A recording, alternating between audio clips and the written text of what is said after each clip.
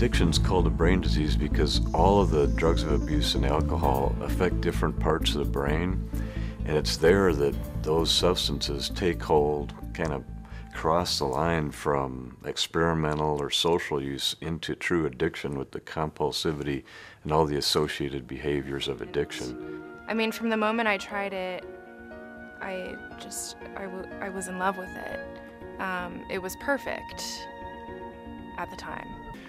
We know that alcohol or other drugs are substances that we have no control over once they hijack our brain and steal our soul. I mean, with the heroin, it's like I would wake up and use. Midday, I would use some more, and then before I went to sleep, I would use. And it was kind of a routine. My dad had passed away, like I took all his credit cards, I literally cleaned his house out, you know, all that stuff that, you know, the things that you tell yourself I'm never gonna do. But the difference between an endorphin neurotransmitter activating its receptor and a drug activating its receptor is that the endorphin, it's a very light effect, it's a very delicate effect. When you have morphine or Vicodin coming in from outside the system, it affects the receptors much, much more strongly. And it doesn't get broken down right away. When we talk about prescription drugs, we're typically talking about one of three groups of drugs. The first one would be analgesics, so that's medications like OxyContin, Vicodin, fentanyl. The second group would be psychostimulants, and those are medications used to treat ADHD and some other conditions, so that's Ritalin and Adderall. Third group of prescription drugs would be sedatives. The truth is, most kids get prescription drugs from their family members and friends. So when grandma has hip surgery, where do you think that OxyContin goes? That's the source for most kids experimenting and using substances. We had a pharmacy in our house all the time, just anything to pick me up.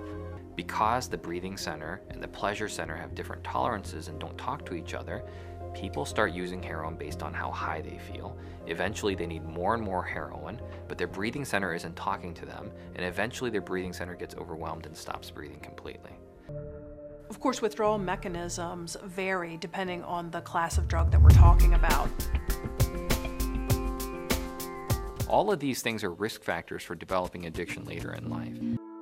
Medicines are available for the treatment of alcohol dependence, and they're available for the treatment of opioid dependence. The idea behind using medications to help with addiction is that sometimes we can help a person's brain heal quicker by satisfying some of the cravings that that person may have to using the drug, or we can minimize some of the bad impacts from withdrawal that that person may have. Does treatment work? The answer is yes. However, it's not just treatment, it's the person putting in the effort on their part as well, wanting to get better, or at the very least, wanting to want to get better, doing the things that they need to do, learning the things that they need to learn. Meetings are amazing. I mean, that's probably one of the biggest things that helped me, and it's a really awesome feeling to have genuine people in my life.